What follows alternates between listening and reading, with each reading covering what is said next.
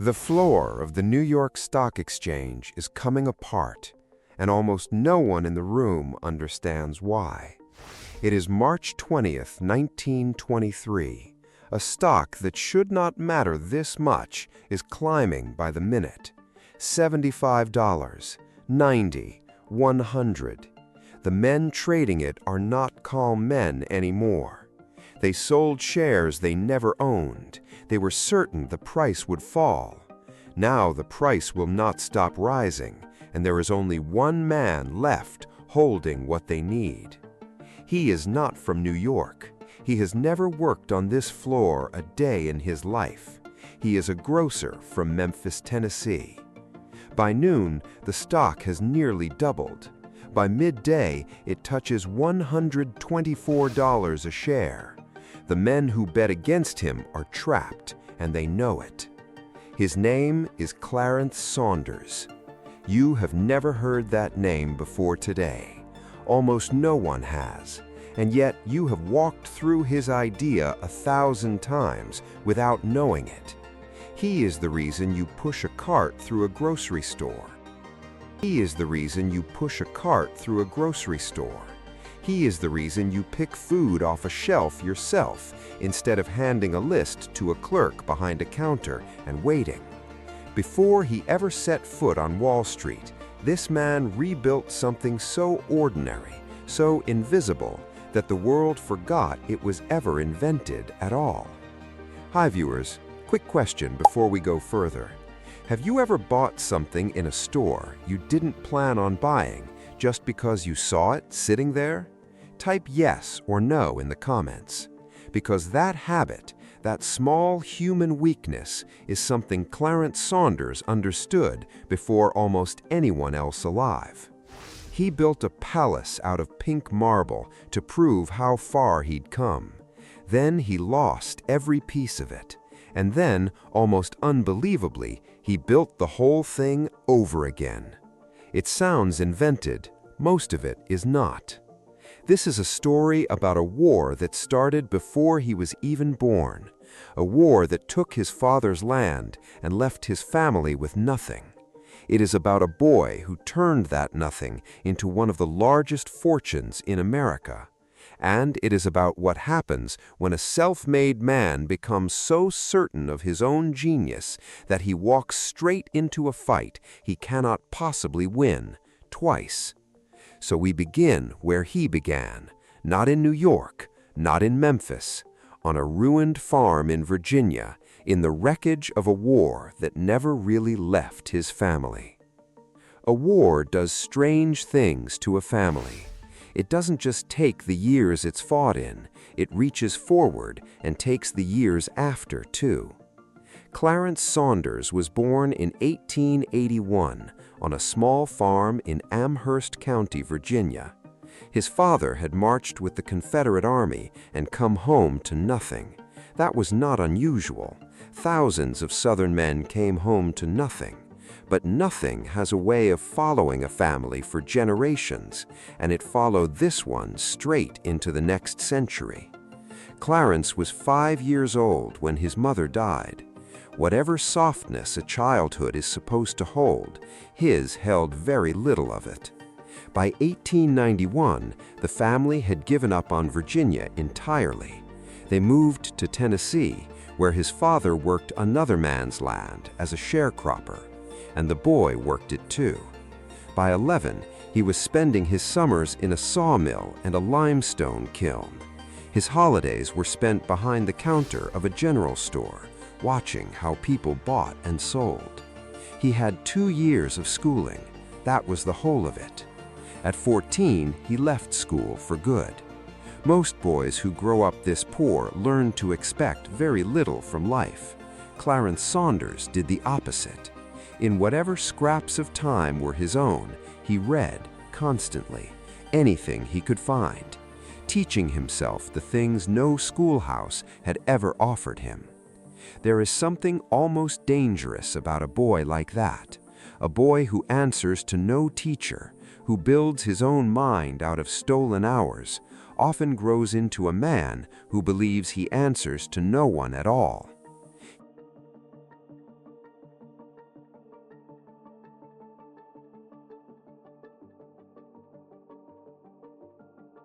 He moved through job after job: shop assistant, night watchman, sawmill hand. None of it held him, because none of it was ever the point. The point for Clarence Saunders was always what came next. At 20, he landed in the wholesale grocery trade in Clarksville, Tennessee, working under two men who noticed something in him almost immediately. He climbed fast enough that people started paying attention. One of the people who noticed was a young woman called Carolyn Walker. Her father was a wealthy Illinois lawyer. Saunders had no money and no name that meant anything to anyone. In 1903, she married him anyway. A year later, the couple moved to Memphis. And Memphis in those years was loud with money, cotton, railroads, a city funneling the wealth of half the South through its streets. The men who got rich there were rarely the planters. They were the wholesalers, the ones who bought cheap and sold what an entire region could not live without. Saunders threw himself into that trade the way other men threw themselves into faith. He watched how stores ordered their goods. He watched where they quietly bled money hour after hour without ever noticing. And somewhere in all that watching, an idea began to take shape, one that had nothing to do with wholesaling at all. By 1913, he was past 30, a poor Virginia farm boy with a wife from a finer family, a head full of plans, and a grocery trade that had no idea what was coming for it. He had spent his whole life watching other people sell food badly. He was about to show them exactly how it should be done. Everyone who knew the grocery business agreed on one thing before it opened: this store would fail. It opened on September 6, 1916, on Jefferson Street in Memphis, and from the sidewalk it looked wrong. There was a turnstile at the door, the kind you'd expect at a fairground, not a food store. Inside, there were no clerks waiting to fetch your order, no counter to stand at, just narrow aisles, packed shelves, and a single winding path. To understand how strange this was, you have to understand how people bought food in 1916. You walked in, you handed your clerk your list. He walked the shelves for you while you stood there and waited. If 4 people were ahead of you, you waited for all 4. Saunders looked at that entire system and saw waste. The waiting was waste. The clerks were waste. The whole slow ceremony of it struck him as money quietly burning. So he turned the store inside out. He pulled the goods onto open shelves, handed each customer a basket, and pointed them toward the turnstile. Past that gate, you were on your own. You walked the aisle, you picked what you wanted, you carried it yourself. And every single item wore a price tag, which was, in its own quiet way, a small revolution. Because in most stores, the price lived inside a clerk's head, and it shifted depending on who was asking. The path through the store was not an accident either. One single aisle winding past every shelf in the building, so that to reach the exit, you had to pass all of it. You came in for flour, you left with flour, soap, and something you never planned to buy. The impulse purchase was born right there, in that narrow aisle, though Saunders never called it that. He simply understood something that most businessmen of his era did not. A person who sees a thing is far more likely to want it. Within a year, he filed for a patent on the entire idea, the self-service grocery store, granted in 1917, and he guarded that patent like it was the only thing standing between him and the life he'd spent 30 years building toward. Then there was the name. He called it Piggly Wiggly, not a family name, not a place, nothing that meant anything at all. For the rest of his life, people asked him why, and he enjoyed the question far too much to ever answer it the same way twice. One story says he watched piglets struggling under a fence from a train window. Another says he simply invented it, cold, because it was the kind of name a person could never forget. When a reporter finally pressed him, Saunders said he picked it so that people would ask him exactly that question, which may be the most honest thing he ever said. A cautious man would have called it Saunders' Grocery. Clarence Saunders called it Piggly Wiggly, painted it in enormous letters across the front of his building, and dared the world to laugh. The strangeness was never a mistake. The strangeness was the entire strategy. And within a year, the laughter had stopped completely. 5 years after that first strange little store opened its doors, there were 615 of them, scattered across 200 cities in 40 states, all built the same way, all quietly printing money. A year after that, the number crossed 1,000.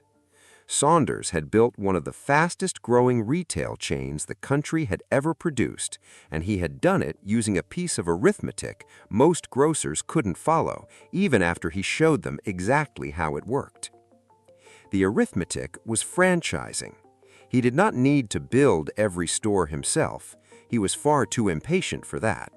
Instead, he sold the right to use his system.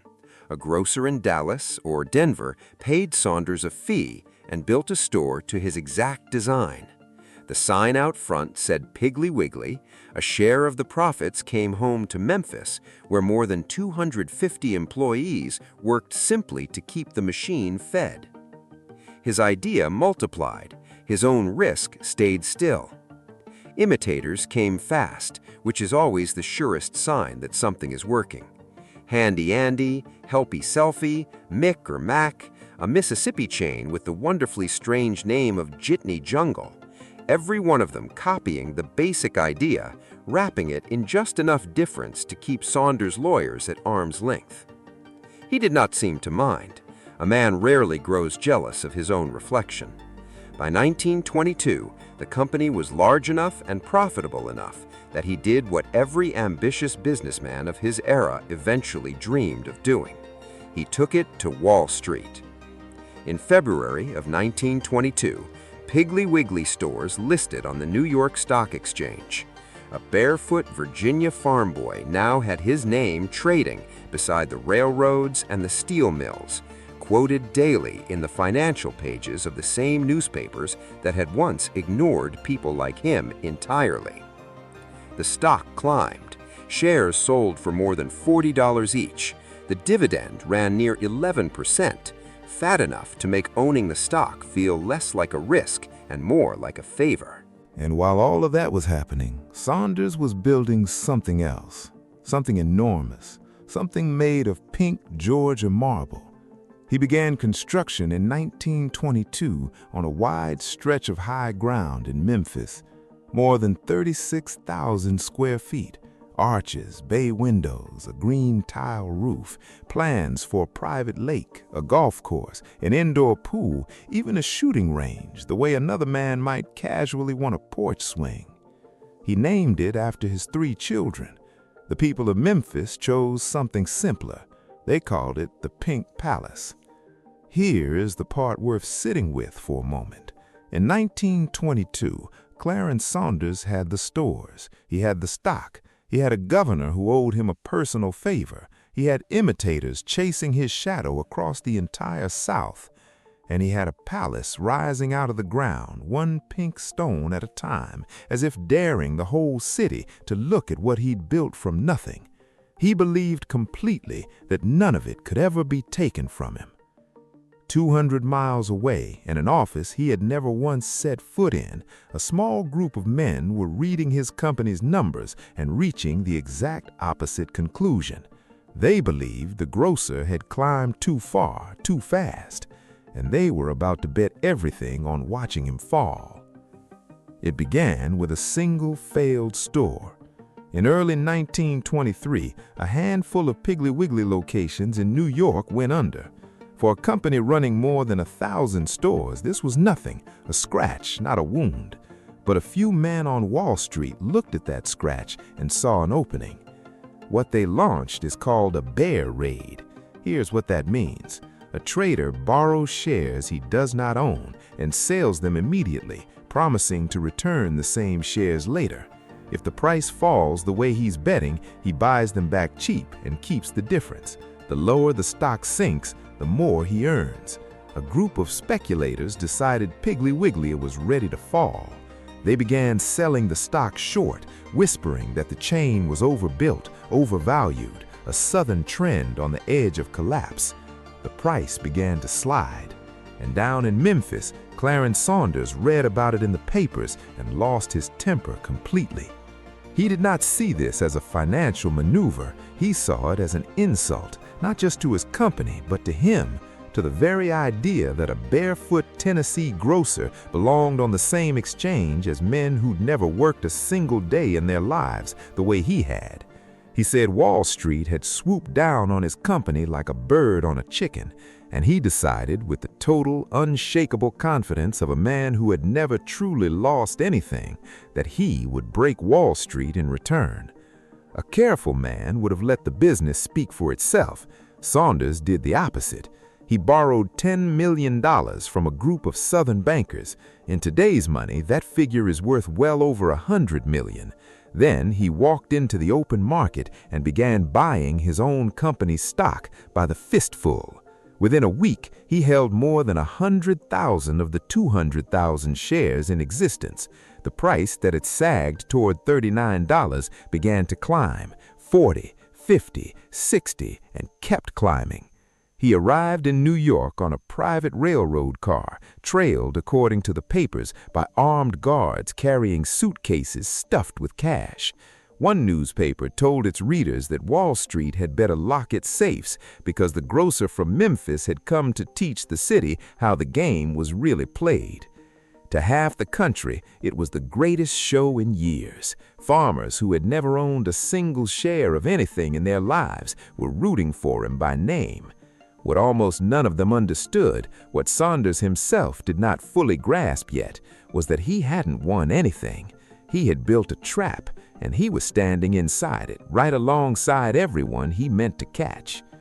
On the morning of March 20th, 1923, Clarence Saunders demanded his shares back. That single demand was the whole trap. It simply took the rest of Wall Street the entire day to understand it. While the bears had been selling his stock short, Saunders had quietly been buying nearly all of it.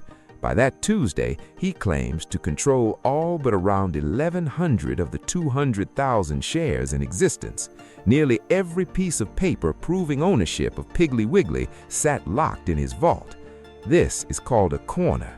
It is the most dangerous position in the old market. When one man owns the entire supply of something, anyone who needs it must come to him and pay whatever price he decides to name. The bears needed those shares badly and did not yet know how badly. Some of the very shares they'd borrowed and sold had come, without their knowledge, from Saunders himself. He had lent his own stock to the men trying to destroy him, which sounds insane until you understand the point of it. A lender can call his shares back whenever he wants. So on that Tuesday, he called, and the bears, who had already sold those borrowed shares to strangers scattered across the country, now had to somehow buy them back and return them. Buy them back from whom? That was the trap. The stock opened around $75. Within the hour, panicked buying pushed it to $90, then $100. By midday, it touched $124 a share, with almost nothing actually trading, because the only real seller left in the building had no intention of selling. Men who had shorted the stock at $40 now owed $124 to settle their debts.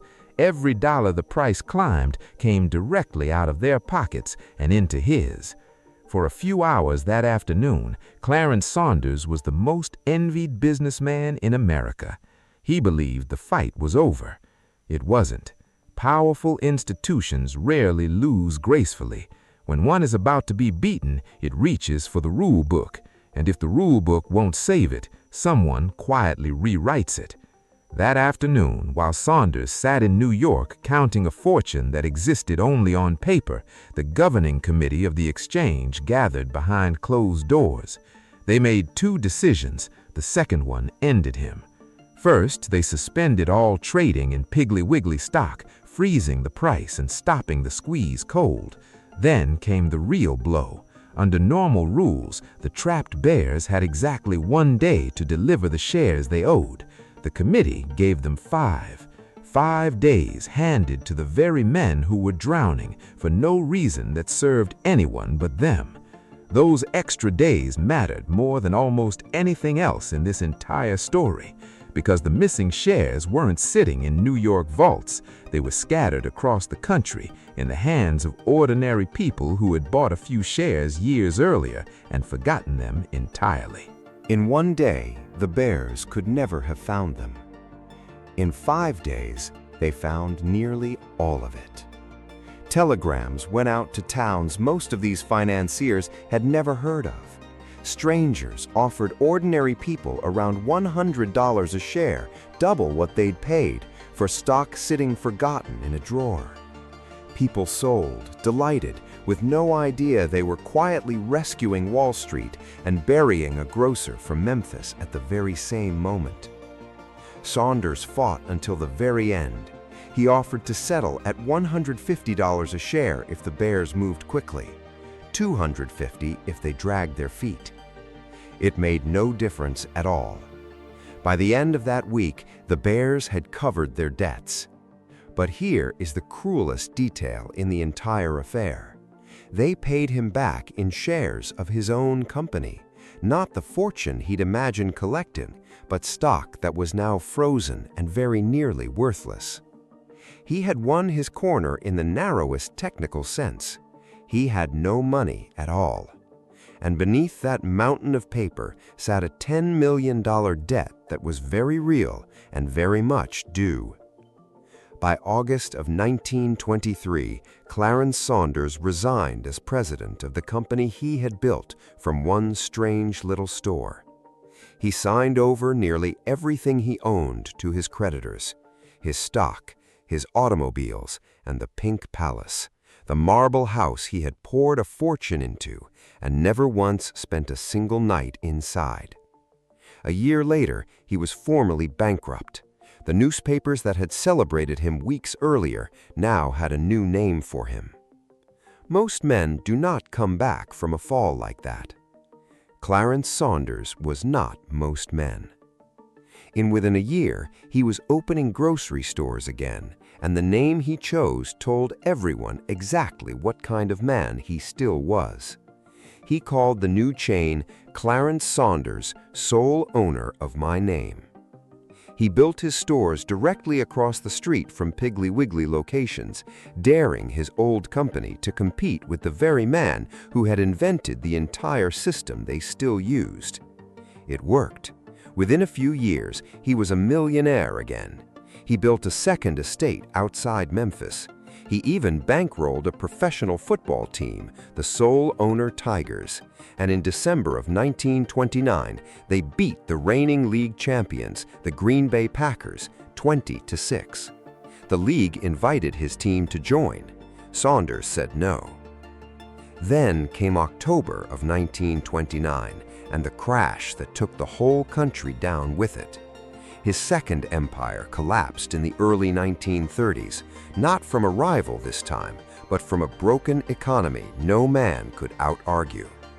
A reasonable man, ruined twice, might have finally rested. Instead, during the war years that followed, Clarence Saunders spent his days building toy wagons and broomsticks to survive. The same man who once frightened Wall Street, now working with his hands in a quiet workshop. But the idea never let him go. He designed the Key-Doozle, an early automated grocery store, and later a second machine he called the Food Electric, built around what he described as a shopping brain. He meant to open it 2 blocks from where his very first store once stood. It was never finished. Clarence Saunders died of heart failure in the autumn of 1953, still drawing blueprints for a store that did not yet exist. Tonight, if you walk into any grocery store in the country, you are standing inside an idea one self-taught farm boy from Virginia carried his entire life through 2 fortunes, 2 mansions, and 1 unforgettable afternoon on Wall Street. The Pink Palace still stands in Memphis today. It became a museum in 1930, the same building he lost before he ever slept in it, now filled with visitors who have no idea whose ambition built it. And that is only half of this story, because what happened after Clarence Saunders died, what happened to his name, his fortune, and the empire that replaced him is even harder to believe. That story is coming next.